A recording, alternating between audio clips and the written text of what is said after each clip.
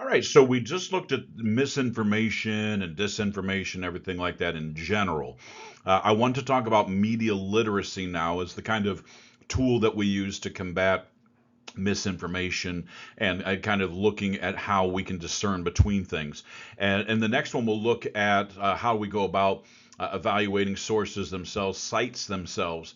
But right now I want to talk about just media literacy as a general thing. So when it comes to media literacy, right, it's the ability to access, analyze, evaluate, and create media. So we look at this, it's got different components to it, right? The ability to access. Can we find the materials that we need? Once we do find them, because not everyone is good at finding material, right? It's not always just a simple Google search that we can do. How can we really access those good quality sources? Then once we find them, how do we genuinely look at them and analyze them and make sure they're good? How do we evaluate them? How do we make sure that they work for us? And then also on the flip side of things, are we able then to create media ourselves? That's a part of media literacy as well. So, why is media literacy important? Well, it empowers individuals to be critical thinkers and creators, effective communicators, and active citizens in a digital world that we live in. We need to be responsible digital citizens, and media literacy is one way we do that, whether we are consuming media as the typical person does or creating media as some influencers and other people might do. So, before we can really talk media literacy, we need to talk about the impact of media for a second. And we're going to go old school. We're going to start with traditional media, right? Newspapers, TV, radio, magazines, mail, cassettes, CD.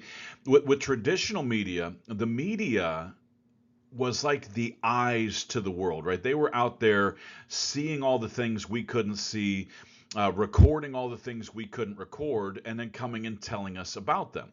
They were solely responsible for giving us the information and the perspective that we needed to understand the current events, to understand culture and society.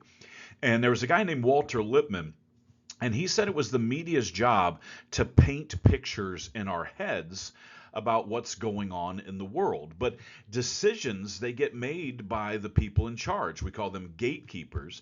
They decide what to tell and how to tell it. So what this does is it creates this kind of pseudo environment in our minds. It's like a distorted reality of what's really happening in the world, but it was the only reality that people had. And so they trusted traditional media and they thought it was, of course, fair and unbiased.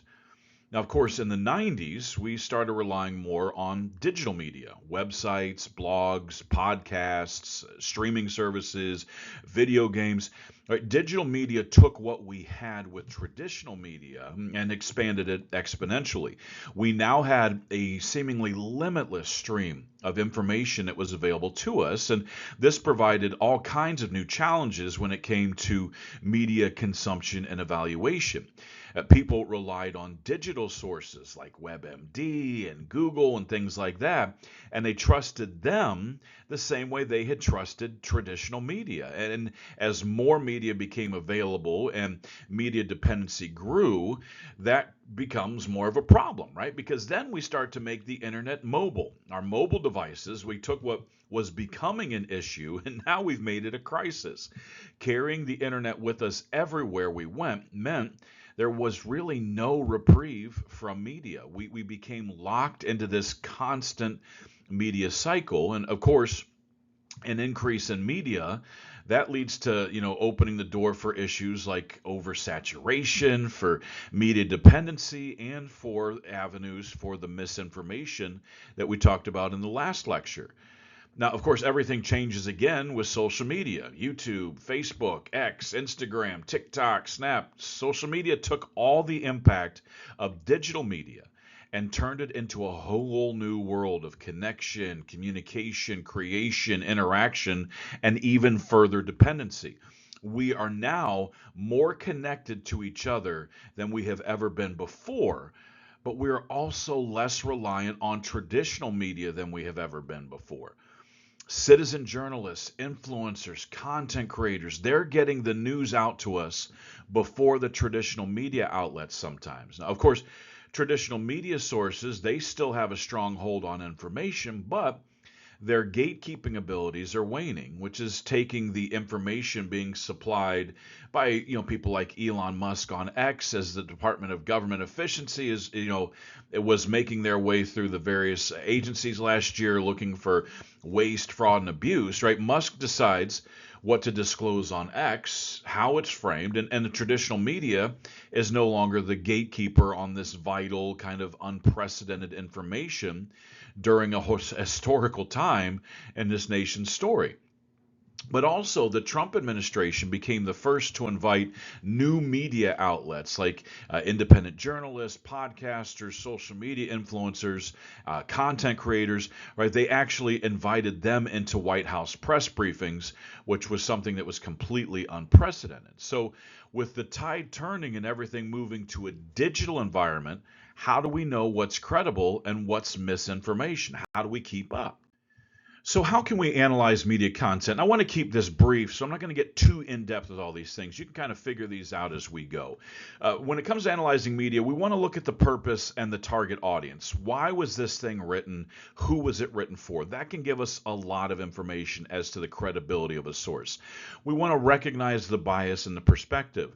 Is it written from a particular political agenda? Is it written with a particular understanding of medical best practice in mind that might not be shared by everybody? The perspective and the bias that's used is very important. The use of words, images, and videos, right? Let's start to really pay attention to what words are being used. Are they more emotive words where they're trying to strike an emotional chord, or are they more rational words? What words are they using? What pictures are they using? What videos do they use to get their point across? And then also consider the context and the source of the information, right? How's it being told? Where's it coming from? All of these things are very important, right? Consider that. Why was this thing made and who was it made for? How is it from a particular point of view, or is it unbiased? What words are they using? What pictures are they using to try to get their point across? Are they trying to tug at my heartstrings, right? We talked about that with the pathos. Or are they trying to be more logical logos? How are they trying to get their point across? And then what is the context? Where is this coming from? And who's writing it? All very important things. So when we talk about evaluating the media sources, right, distinguishing between reliable and unreliable sources, there's different tests that we can use. And we talked about this in our reading. We talked about the CRAP test. So I'm not going to get into this too much, right? The idea with the CRAP test, though, is we want to see how recent something is. We want to see if it's relevant to our purposes. Who wrote it? Is it someone that's important, that knows what they're talking, not important, but authoritative, knows what they're talking about? How accurate? Does it stand up against other people that are saying, that are talking about the same thing?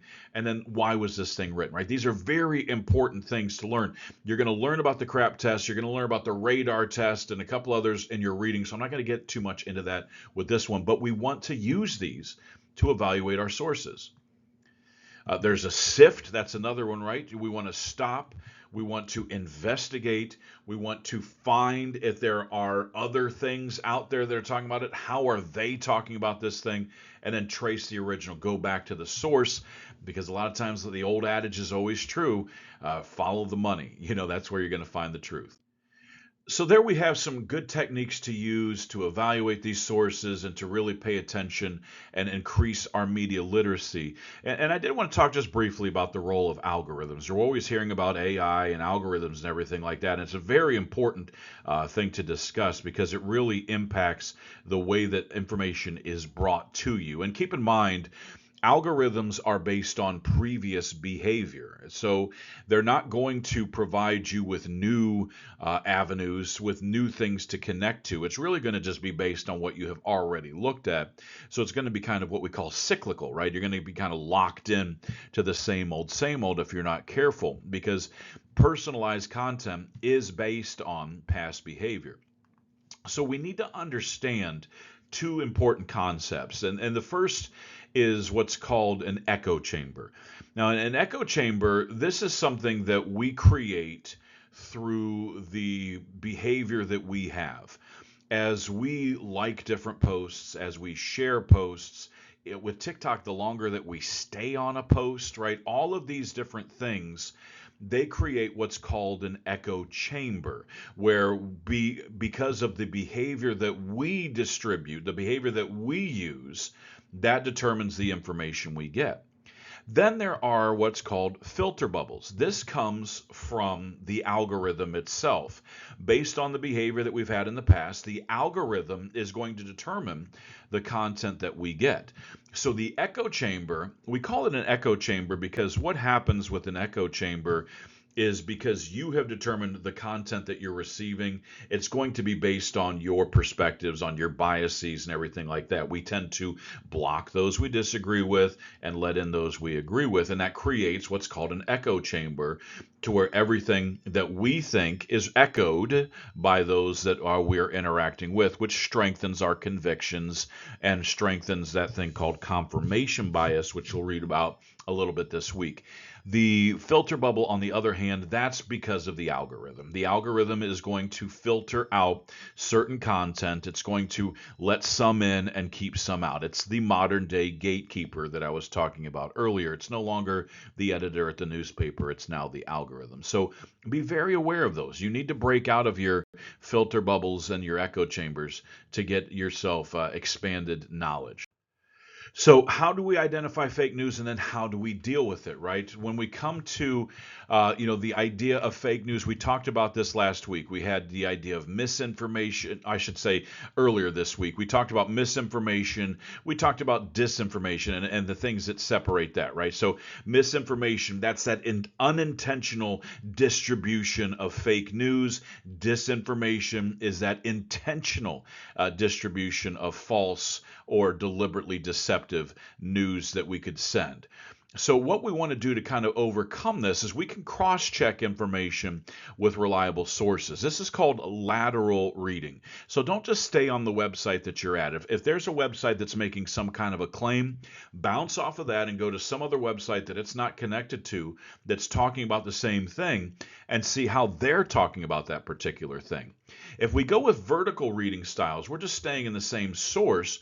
So that way we're only going to get the information from them themselves. We're not going to be able to challenge that information. So we want to look for evidence across multiple viewpoints and use these different fact-checking websites and everything like that to help us along. All right, so let's just wrap this up by looking at some examples of media literacy in action, right? We could do fact checking. We could fact check news articles. We could see what's being told to us, and we could look at other sources to try to figure that out. We could analyze advertisements, right? What advertisements are associated or linked to that particular page or that particular person that you're dealing with. Is this some kind of for-profit connection? Whatever the case may be. Pay attention to those political messages, right? If we're paying attention and we're really trying to discern what is true and what is not in a political message, that's media literacy in action.